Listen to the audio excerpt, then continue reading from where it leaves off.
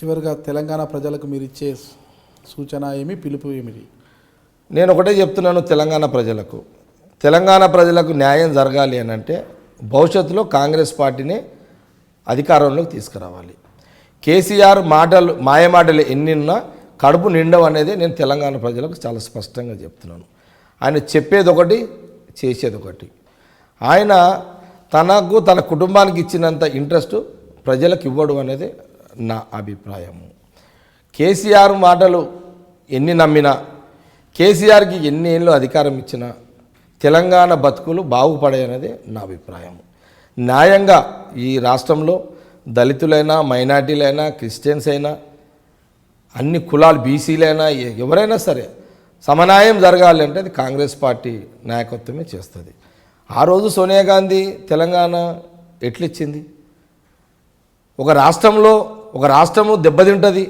ఒక రాష్ట్రంలో ఆంధ్రప్రదేశ్లో కాంగ్రెస్ పార్టీకి సంబంధించిన నాయకులందరూ దెబ్బతింటారు, అక్కడ ప్రభుత్వం రాదు అని తెలిసినా కూడా, తెలిసి ఒక రాష్ట్రం కాంగ్రెస్ లేకపోయినా సరే నేను మాట ఇచ్చిన కాంగ్రెస్ పక్షాన నేను తెలంగాణ ఇస్తానని మాట కట్టుబడి సోనియా గాంధీ తెలంగాణ ఇచ్చింది.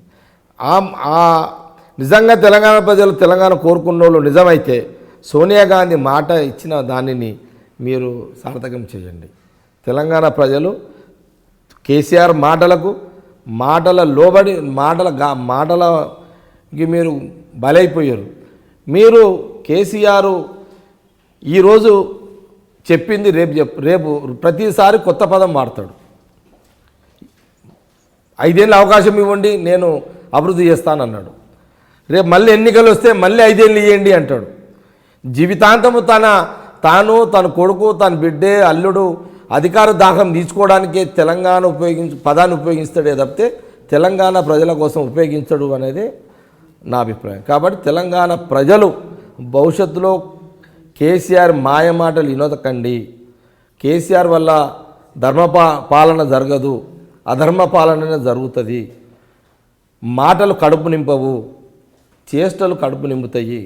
అది ఒక కాంగ్రెస్ తోటి సాధ్యమనే విషయాన్ని 2019లో సోనియా గాంధీని మరవకండి, రాహుల్ గాంధీని మరవకండి. తెలంగాణ ఇచ్చినందుకు, ఆమెకు కృతజ్ఞతగా తెలంగాణ ఇచ్చినందుకు, ఒక రాష్ట్రం కాంగ్రెస్ మునిగినందుకు, ఒక రాష్ట్రం ఇచ్చినందుకు ఆమెకు మరి తెలంగాణ ప్రజలు ఒకసారి ఓటీగా గెలిపించకపోయినా మరొకసారి గెలిపించరు అనే ఒక సంతోషాన్ని ఆమె కలిగించండి అని నేను చివరిగా, నేను 2 రాష్ట్రాలు కలిసి ఉండాలని అన్న వ్యక్తి అయినా కూడా పాలసీని పార్టీలో కాంగ్రెస్ పార్టీలో ఉన్న కాంగ్రెస్ పార్టీ తెలంగాణ ఇచ్చిందాన్ని నేను గౌరవించాల్సిందే, అనుగుణంగా నడవాల్సిందే, పార్టీ సిద్ధాంతాలు కట్టుబడి నడవాల్సిందే. కాబట్టి దీన్ని దృష్టిలో పెట్టుకొని ప్రజలు ఆచితూచి ముందడుగు వేయండి.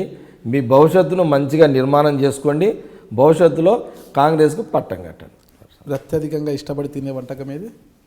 Non veg. నాన్ వెజ్లో ఏది తింటారు? నాన్ వెజ్లు అన్నీ తింటాను నేను. అంతగా బాగా ఇష్టపడేది ఊరుకోడి. ఎవరు బయట బాగా చేస్తారా, ఇంట్లో మేడం బాగా చేస్తారా? ఇంట్లో మా మేడం చేస్తుంది. మేడం బాగా చేస్తారు, మా మిస్సెస్ చేస్తారు. బాగా చేస్తారంటే బాగా మసాలా ఇస్తారు. అంతే.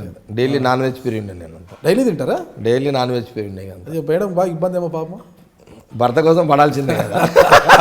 ఇప్పుడు పడుతున్న ఇబ్బందులు సరిపోకుండా భర్త కోసము మళ్ళా ఖచ్చితంగా ఊరుకోడి ఉండడానికి కూడా ఇబ్బందులు పడాల్సిందే. అయితే నాటి నుంచి నేటి వరకు మేడంకి అయితే ఇబ్బందులు తప్పడం లేదు. వాస్తవానికి ఇబ్బందులు పడ్డది నేను. అందుకే ఆమె ఇష్టపడి పెళ్లి కంటే మొదలు కష్టాలు పడ్డది, పెళ్ళి అయినా కూడా బాగా ఇబ్బంది పడ్డది. పెళ్లికి ముందు సినిమాలకు వెళ్ళారు, పెళ్ళైన తర్వాత సినిమాలు పెళ్ళైనాక ఫైనాన్షియల్ బాగా స్ట్రగుల్స్ ఉండే. ఒక 2-3 ఇయర్స్ బాగా విపరీతంగా, అంటే ఒక్కో సందర్భంలో బయట తిరగలేని పరిస్థితి, దాచుకునే పరిస్థితి, ఫైనాన్స్ ఒత్తిడిలో పెరగడము. ఆ టైంలో నా కొద్దిగా ఫ్రెండ్స్ కూడా వీక్ కావడము, ఇవన్నీ ఆ టైంలో నేను మా మిస్సెస్ బాగా ఫేస్ చేసిన ప్రాబ్లమ్స్. విపరీతం అంటే అది చెప్పుకుంటే కాదు కానీ చాలా ఎట్లుంటుంది, అప్లోడ్ ఇంటికాడ కూర్చుంటే ఎట్లుంటుంది, అవన్నీ ప్రాక్టికల్గా చూస్తాను. మేము కూడా ఇంటికి వస్తాం మేడం, ఊరుకోడి చేసి పెడతాం. తప్పకుండా వెల్కిస్తాము.